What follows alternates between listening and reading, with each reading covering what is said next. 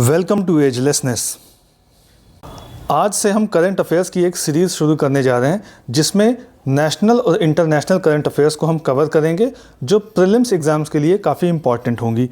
UP PCS का जो prelims 7 और 8 दिसंबर को होने वाला था, अब वो 22 दिसंबर को होगा और इसके साथ ही जो बीपीएससी का प्रीलिम्स है वो 13 दिसंबर को शेड्यूल्ड है। इन दोनों एग्ज़ाम्स में करंट अफेयर्स का रोल काफ़ी इंपॉर्टेंट रहता है। इन्हीं दोनों एग्ज़ाम्स को टारगेट करके ये सीरीज़ शुरू की जा रही है जिसमें हम लगभग 1 साल के करंट अफेयर्स को कवर करेंगे। इसमें हम नेशनल और इंटरनेशनल करंट अफेयर्स को कवर करेंगे।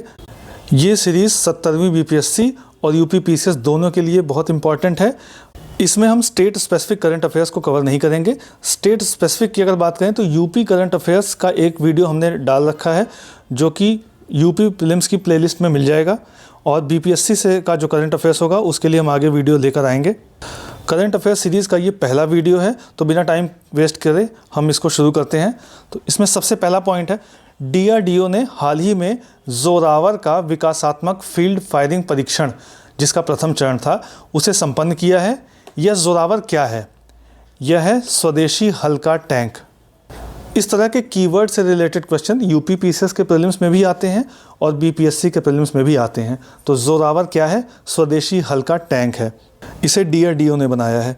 अगला है, ग्लोबल सिटीज़ इंडेक्स 2024 की एक सूची आई थी, उसमें पहले स्थान पर कौन सा शहर है?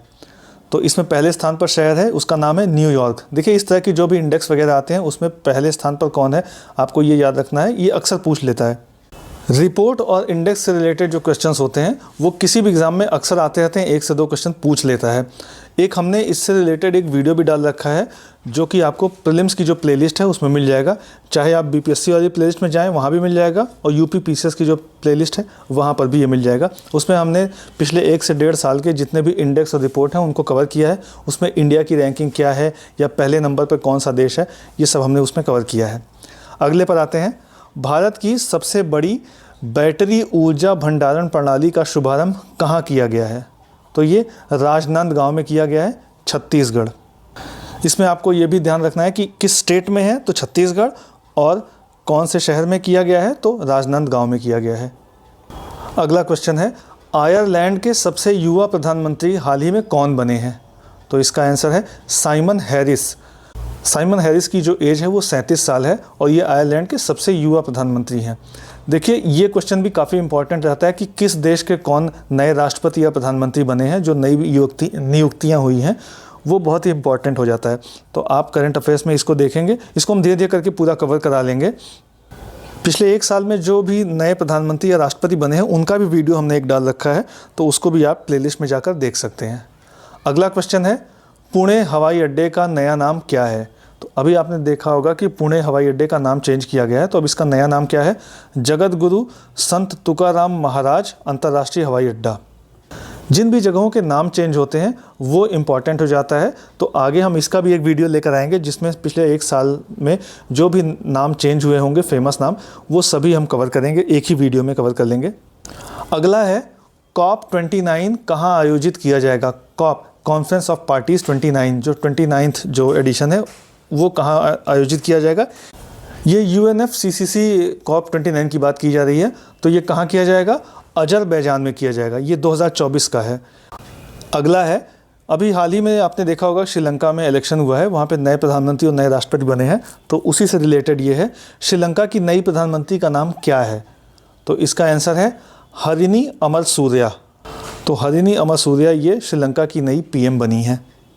भारत जो है अपना पहला राष्ट्रीय सुरक्षा सेमीकंडक्टर फैब्रिकेशन प्लांट स्थापित करने जा रहा है।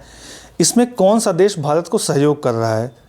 तो इसका आंसर है अमेरिका। देखिए, भारत में जो भी नई चीज़ें स्थापित हो रही हैं, अगर कोई विदेशी कंपनी या फिर कोई दूसरा देश उसमें भारत की अगर मदद कर रहा है तो वो इम्पॉर्टेंट हो जाता है। तो आपको ये देखना है कि कौन सा देश क्या मदद कर रहा है।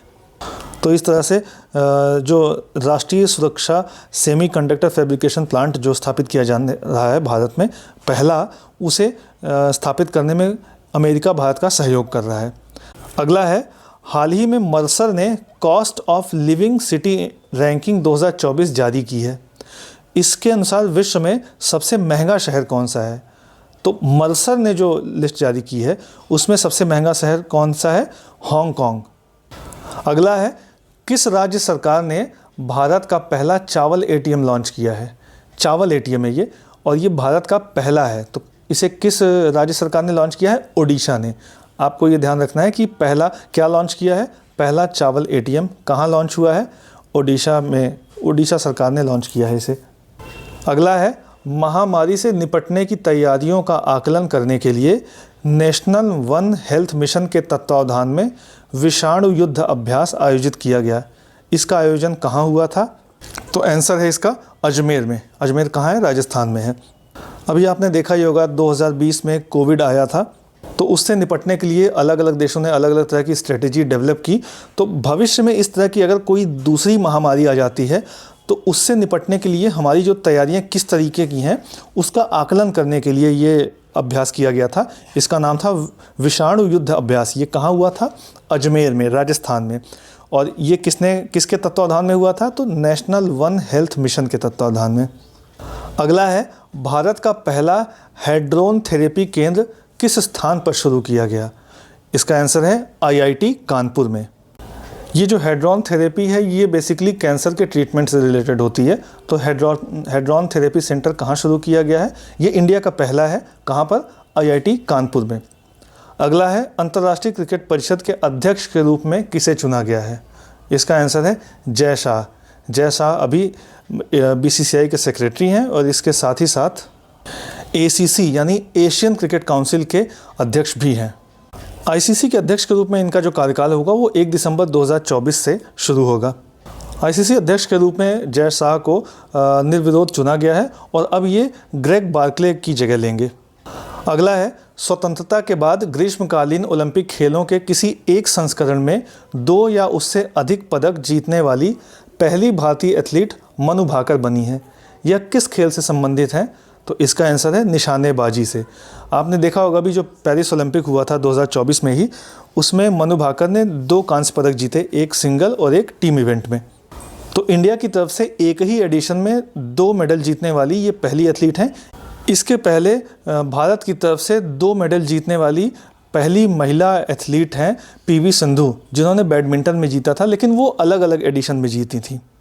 वो 2016 के रियो ओलंपिक में सिल्वर मेडल जीती थी और 2020 में टोक्यो ओलंपिक में ब्रॉन्ज मेडल जीती थी। अगला है, विश्व में कुष्ठ रोग का उन्मूलन करने वाला पहला देश कौन बना है?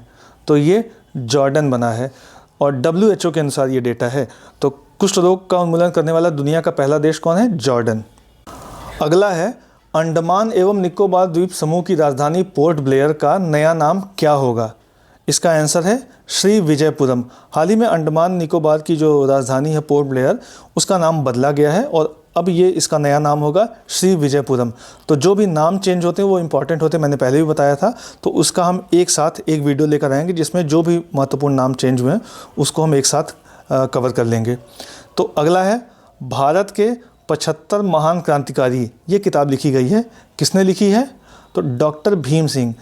देखिए, जो नई बुक लिखी जाती हैं या जो भी फेमस बुक हैं उनसे रिलेटेड क्वेश्चंस अक्सर पूछ लिए जाते हैं। कई बार तो ऐसा होता है कि एक ही एग्ज़ाम में 2 या 3 क्वेश्चन इसी से पूछ लिए जाते हैं। तो जो भी इम्पॉर्टेंट बुक्स हैं उसका नाम आपको पता होना चाहिए।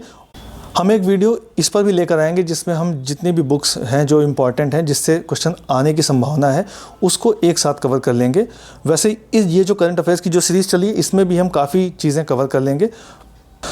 तो अगला है, ऑस्ट्रेलियन ओपन 2024 में पुरुष एकल के विजेता जैनिक सिनर बने हैं। यह किस देश के हैं? इटली। तो जैनिक सिनर किस देश के हैं? इटली। देखिए, खेल की जो महत्वपूर्ण प्रतिस्पर्धाएं हैं उनसे अक्सर सवाल पूछ लेता है। तो ये जो 4 ग्रैंड स्लैम होते हैं इसमें कौन विनर है और कौन हारा है, ये 2 चीज़ें आपको देखनी है। इसके अलावा वो किस देश से हैं। इसके अलावा अगर इंडिया का कोई प्लेयर है जो उसमें पार्टिसिपेट किया है तो वो भी आपको देख लेना है कि वो किस लेवल तक पहुंचा। इसके अलावा अन्य जो खेल हैं, महत्वपूर्ण प्रतिस्पर्धाएं, उसमें भी आपको देखना है कि वो कहां पर हुई थी और अगर भारत जीता है तो वो और ज़्यादा इंपॉर्टेंट हो जाता है। और इसके अलावा अगर वो भारत हारा है तो किससे हारा है, क्योंकि स्पोर्ट्स से क्वेश्चन आते ही आते हैं लगभग हर एग्ज़ाम में। तो अगला है, 7 अक्टूबर 2023 को उग्रवादी संगठन जो हमास है उसने इजराइल पर हमला किया था। इस हमले को क्या नाम दिया गया था? तो इस हमले का नाम था ऑपरेशन अल अक्सा फ्लड। आपको ध्यान होगा कि पिछले साल 7 अक्टूबर को हमास ने इजराइल पर अटैक किया था। उसके बाद से इजराइल लगातार गाजा में हमले कर रहा है और ये जो युद्ध है अब और ज़्यादा एक्सपेंड होकर लेबनान और ईरान तक पहुंच गया है। तो वो जो 7 अक्टूबर 2023 को हमास ने अटैक किया था उसका नाम क्या था? ऑपरेशन अल अक्सा फ्लड। अगला है भारत द्वारा मानव युक्त जो चंद्र मिशन होगा उसको प्रक्षेपित करने का जो लक्ष्य है वो किस वर्ष तक का है? तो 2040 तक का। यानी भारत ने ये टारगेट रखा है कि 2040 तक वो चंद्रमा पर मानव युक्त मिशन भेजेगा। देखिए, इंडिया ने अलग अलग क्षेत्रों में अलग अलग टारगेट सेट कर रखे हैं कि 2027 तक ये करेगा, 2028 तक ये करेगा या 2035-40 तक ये करेगा। तो ये बहुत ज़्यादा इम्पॉर्टेंट हो जाता है तो और एग्ज़ाम में पूछने की संभावना काफ़ी ज़्यादा रहती है। तो इस टॉपिक पर भी हमने एक वीडियो बना रखा है जो प्लेलिस्ट में आपको मिल जाएगा प्रीलिम्स की, चाहे वो बीपीएससी की प्लेलिस्ट में आप जाके देख सकते हैं या फिर यूपी पीसीएस की जो प्लेलिस्ट है वहाँ पर भी वो वीडियो मिल जाएगा। उसमें हमने इंडिया ने जो अलग अलग टारगेट सेट कर रखे हैं अलग अलग क्षेत्रों के, वो सभी एक साथ मिल जाएंगे। तो इस तरीके से नेशनल और इंटरनेशनल करंट अफेयर से रिलेटेड जो हम सीरीज़ शुरू किए हैं उसका ये पहला पार्ट था। ये यूपी पीसीएस और बीपीएससी जो 17वीं बीपीएससी होने जा रही है 13 दिसंबर को, इन दोनों के लिए बहुत ही इम्पॉर्टेंट है और आगे भी हम इस पर वीडियोस लेकर आएंगे जिसमें 1 से 1.5 साल तक के जो करंट अफेयर्स हैं उसको हम कवर करेंगे। इसमें सिर्फ नेशनल और इंटरनेशनल करंट अफेयर्स ही कवर किए जा रहे हैं। स्टेट स्पेसिफिक जो करंट अफेयर्स है उसमें जहाँ तक यूपी पीसीएस की बात है तो उसका करंट अफेयर्स का वीडियो आ चुका है जिसमें हमने लगभग 120 से 125 करंट अफेयर्स के पॉइंट्स कवर किए हैं। और जो बीपीएससी का जो करंट अफेयर्स है स्टेट स्पेसिफिक, उस पर हम आगे वीडियो लेकर आएंगे। तो इस तरह से नेशनल और इंटरनेशनल करंट अफेयर्स सीरीज़ का पार्ट 1 यहीं पर समाप्त होता है। Thank you very much. इसी तरह के और भी अपडेट्स जानने के लिए लाइक और सब्सक्राइब करें एजलेसनेस।